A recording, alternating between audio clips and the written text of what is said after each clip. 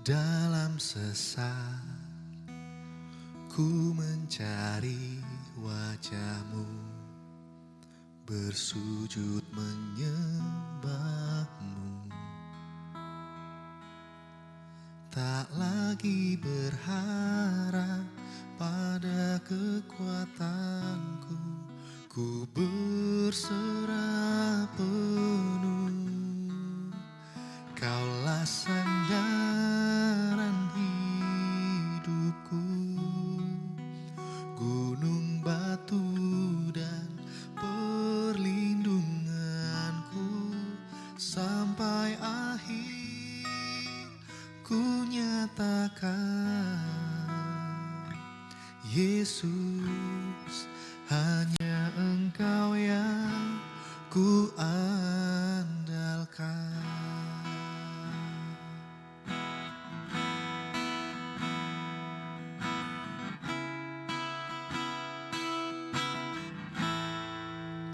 Dalam sesak ku mencari wajah-Mu, bersujud menyembah-Mu. Tak lagi berharap pada kekuatanku, ku berserah penuh. Kaulah sandaran hidupku, gunung batu dan perlindunganku. Sampai akhir ku nyatakan, Yesus, hanya Yesus, Kaulah sandaran hidupku, gunung batu dan perlindunganku. Sampai akhir ku nyatakan, Yesus, hanya Engkau yang ku andalkan. Hanya Engkau sandaranku, Tuhan.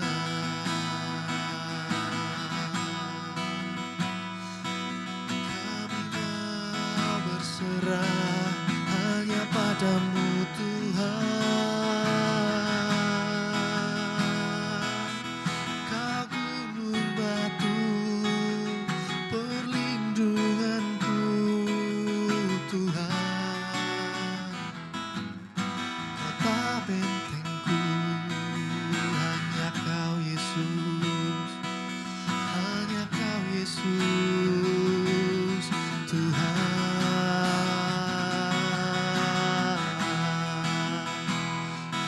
Haleluya, glory, Yesus.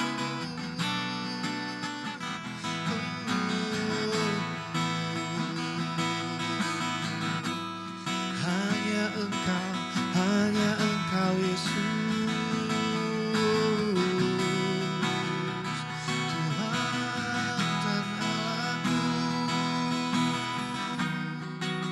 Keselamatanku,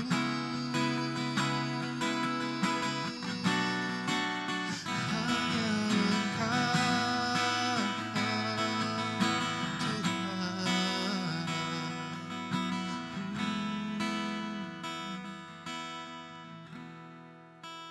Kaulah sandaran hidupku,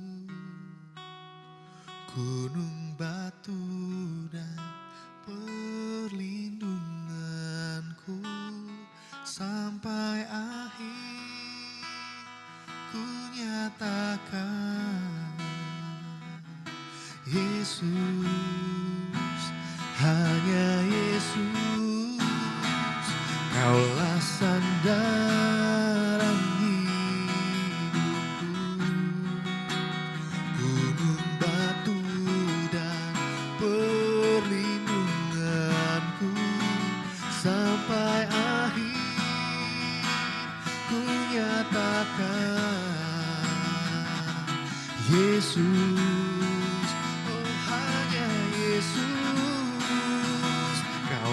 sandaran hidupku, gunung batu dan perlindunganku sampai akhir ku nyatakan, Yesus, hanya Engkau yang ku andalkan. Yesus, hanya Engkau yang ku andalkan.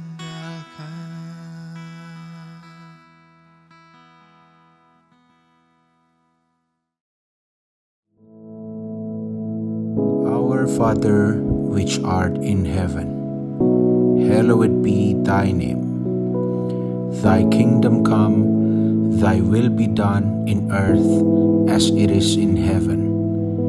Give us this day our daily bread, and forgive us our debts, as we forgive our debtors.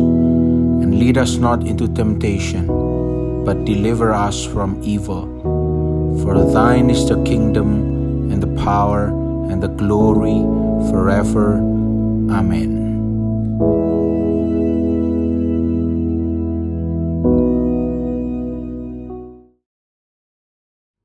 Shalom, selamat pagi Bapak Ibu Saudara yang dikasihi dan diberkati oleh Tuhan. Sungguh sukacita sekali pagi hari ini kita masih bisa bertemu melalui kebenaran firman Tuhan yang saya sharingkan pagi hari ini. Mungkin tidaklah terlambat kalau saya boleh menyampaikan selamat tahun baru juga buat kita semuanya. Sungguh anugerah Tuhan kita bisa selesaikan tahun 2025 dengan ajaib, karena Tuhan yang bersama dengan kita adalah Tuhan yang ajaib. Dan saya percaya di tahun 2026 ini akan lebih dahsyat lagi, perkara-perkara ajaib boleh terjadi dalam kehidupan kita sebagai orang percaya. Bapak Ibu Saudara yang dikasihi Tuhan, setiap kita pasti memperingati tahun baru dengan banyak acara. Ya, tergantung dari masing-masing kita. Ada yang semalam-malaman bersukacita, makan, minum ya bersama dengan kerabat, saudara, keluarga. Itu sah-sah saja saudara. Tapi yang lebih penting bagi kita adalah apakah kita juga berdoa, bertanya sama Tuhan. Di tahun 2026 ini apa yang Tuhan mau? Apa yang Tuhan kehendaki dalam kehidupan kita? Nah, pagi hari ini saya mau sampaikan buat Bapak Ibu Saudara apa yang saya dapatkan dari Tuhan untuk kita lakukan di tahun 2026 ini untuk kita menjadi pribadi yang lebih berkenan kepada Tuhan.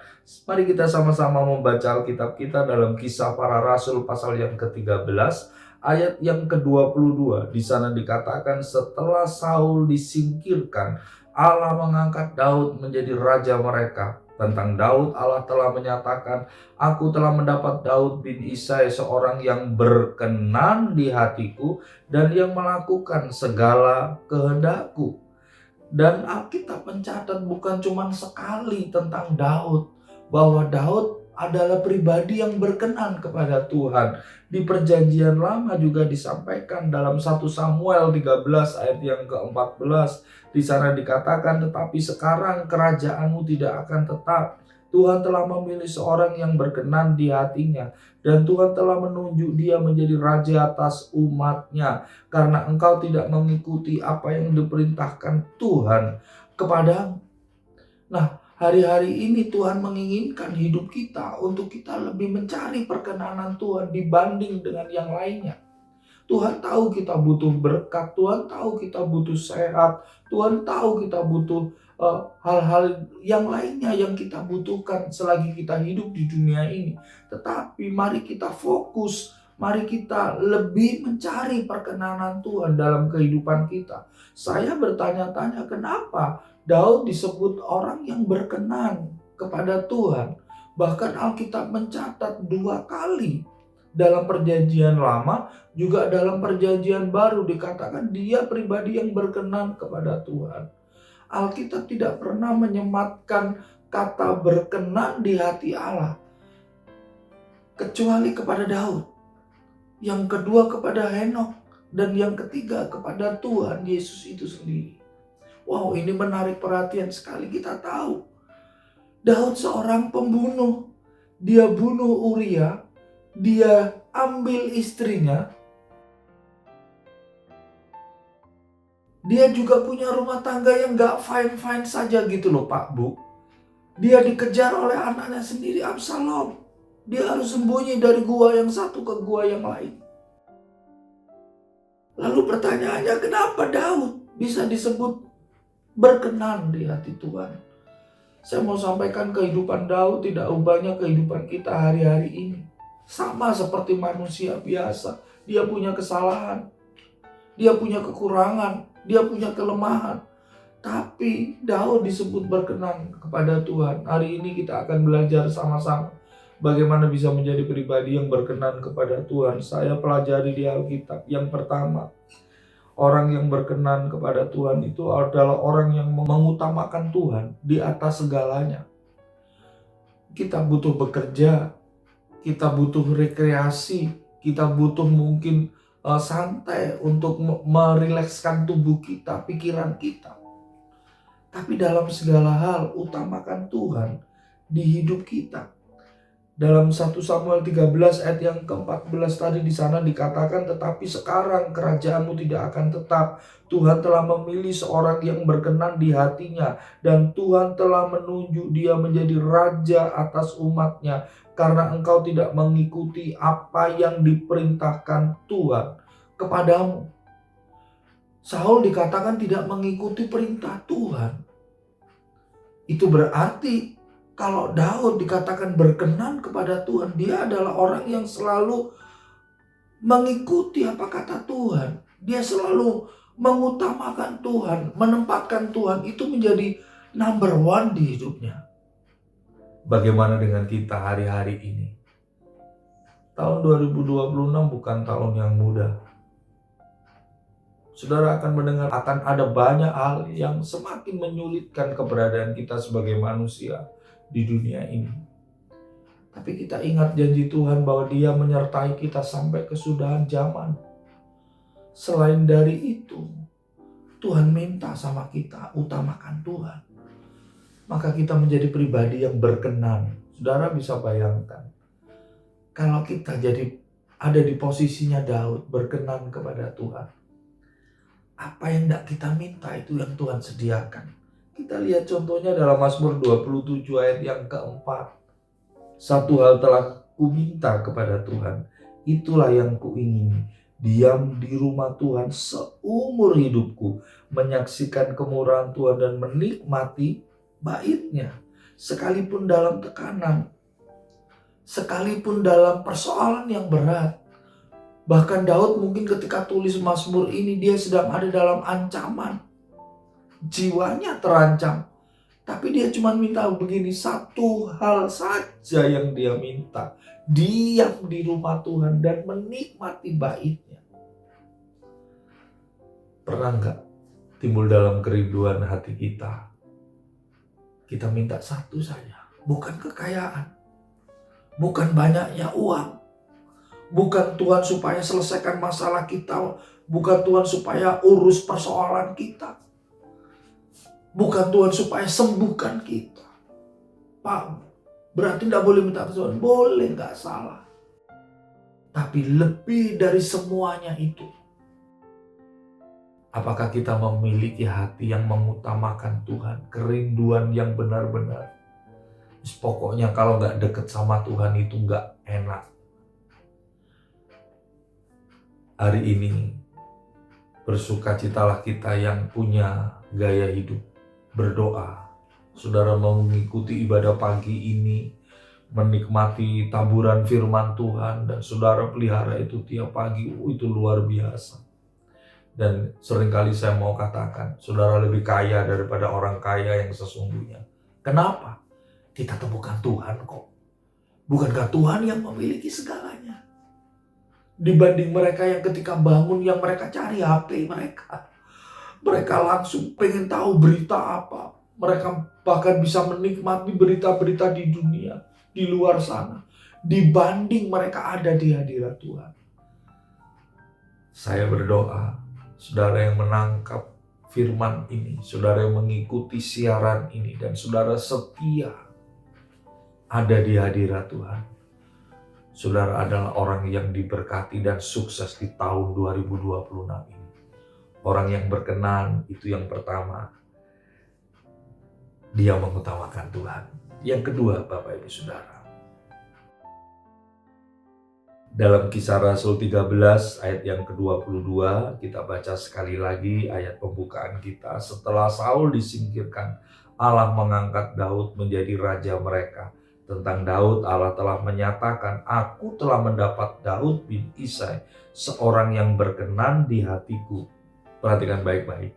Dan yang melakukan segala kehendakku. Yang kedua, saudara, Daud dipandang orang yang berkenan kepada Tuhan karena dia adalah pribadi yang serius melakukan kehendak Tuhan. Kalau hari ini kita tahu itu kehendak Tuhan, jangan setengah-setengah. Kalau hari ini Tuhan itu menghendaki kita mengampuni orang yang bersalah kepada kita, jangan setengah-setengah. Kalau hari ini Tuhan menghendaki kita menolong seseorang, jangan setengah-setengah. Kalau hari ini kita tahu bahwa Tuhan ingin kita melakukan sesuatu untuk pertobatan jiwa-jiwa, jangan setengah-setengah, serius lakukan itu.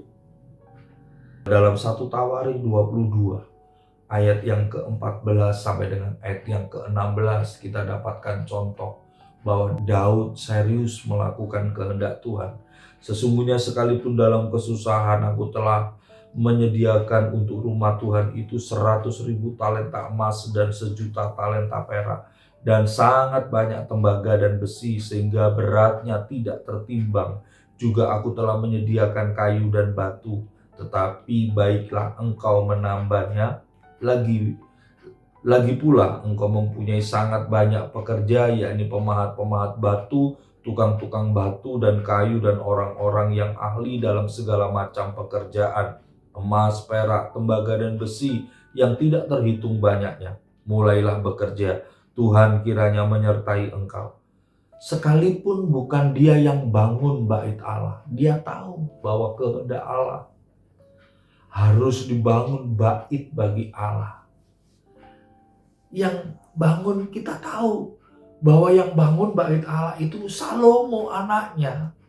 Tapi dengar baik, selama ini mungkin kita nggak tahu, selama ini mungkin kita ngertinya cuma Salomo yang bangun rumah itu. Tapi dari ayat ini kita tahu bahwa sekalipun bukan dia yang dikehendaki Allah untuk membangun bait Allah, tapi Daud tahu bahwa kehendak Allah yaitu berdirinya sebuah bait Allah.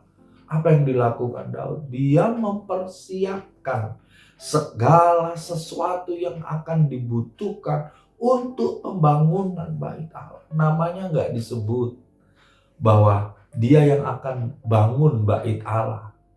Anaknya yang disebut bahwa Salomo yang bangun. Tapi Alkitab membuka mata kita. Ada peran Daud dalam pembangunan bait Allah. Karena dia persiapkan segala sesuatu untuk pembangunan bait Allah.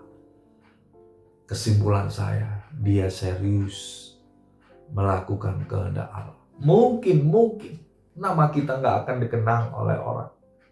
Menyenangkan hati Tuhan itu tidak butuh validasi dari manusia. Saya ulang ya, menyenangkan hati Tuhan itu tidak butuh validasi dari manusia. Sekalipun manusia nggak tahu bahwa kita berperan di dalamnya, cukup Tuhan yang tahu bahwa kita serius melakukan kehendak Tuhan. Mari bersepakat dengan saya hari ini untuk melewati tahun yang tidak mudah ini. Kita bersama-sama berjuang untuk berkenan di hadapan Tuhan. Sekalipun dunia tidak mengenal kita, saya bangga dengan Bapak Gembala kita, Bapak Samuel Hosea, yang selalu mengajarkan, tidak perlu terkenal. Gak perlu tersiar ke sana kemari. Banyak hamba-hamba Tuhan yang fokus kepada gereja yang besar, jemaat yang banyak. Tetapi Bapak Gembala kita menasehatkan, yang penting berkenan kepada Tuhan. Nurut apa katanya Roh Kudus. Serius melakukan kehendak Tuhan. Yang ketiga, saudara, kenapa Daud disebut berkenan kepada Tuhan? Dan biarlah ini menjadi tujuan hidup kita di tahun 2026 ini. Kita mengejar perkenanan Tuhan dengan yang ketiga ini. 2 Samuel 12 ayat yang ke-13 di sana dikatakan, lalu berkatalah Daud kepada Natan, aku sudah berdosa kepada Tuhan. Dan Natan berkata kepada Daud, Tuhan telah menjauhkan dosamu itu, engkau tidak akan mati. Artinya apa? Daud disebut berkenan kepada Tuhan karena dia cepat bertobat saat dia jatuh. Hari ini bisa saja kita jatuh, masih bisa jatuh kita, Pak Bu. Tapi persoalannya ada orang yang bangga dengan dosanya. Ada orang yang terus-menerus mengulang-ulang kesalahannya.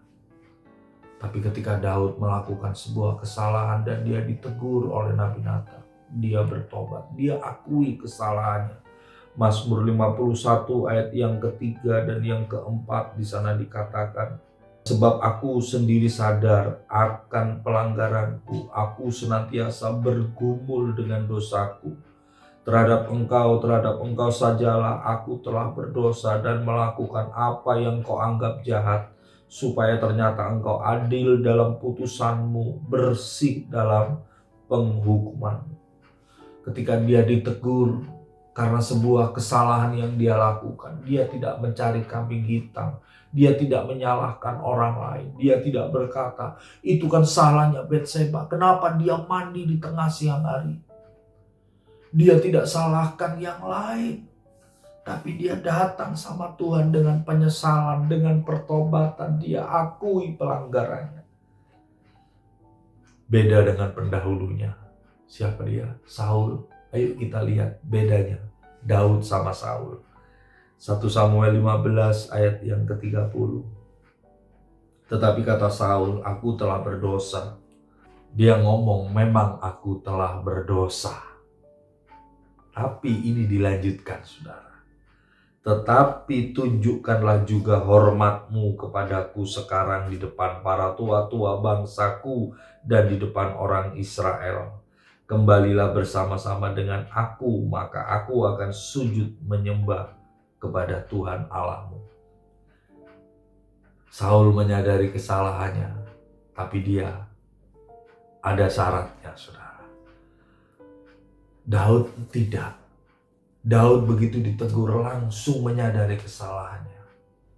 Dia langsung datang sama Tuhan. Dia menyesali perbuatannya. Dia minta ampun. Daud menunjukkan kerendahan hatinya di hadapan Tuhan. Sekalipun kita bisa jatuh, tapi pagi ini Tuhan mengingatkan kita, miliki hati yang berkenan kepada Tuhan dengan segera introspeksi diri ketika kita ditegur sama Roh Kudus bahwa itu salah. Jangan diterjang, supaya nanti kita bisa mengakhiri tahun 2026 ini, saudara. Kita boleh saksikan di banyak orang bahwa Tuhan yang membela kita, Tuhan yang menyertai kita, menjadikan kita lebih daripada pemenang. Jangan akhiri tahun 2026 dengan keterpurukan kita, dengan penyesalan-penyesalan kita yang tidak akan pernah berarti tanpa kita bertobat. Daud disebut berkenan karena dia fokus sama Tuhan. Dia mengutamakan Tuhan. Dia serius melakukan kehendak Tuhan. Dan yang ketiga, dia cepat bertobat ketika dia ditegur akan kesalahannya. Saya rindu Tuhan temukan itu pagi hari ini dalam hidup saya dan hidup saudara.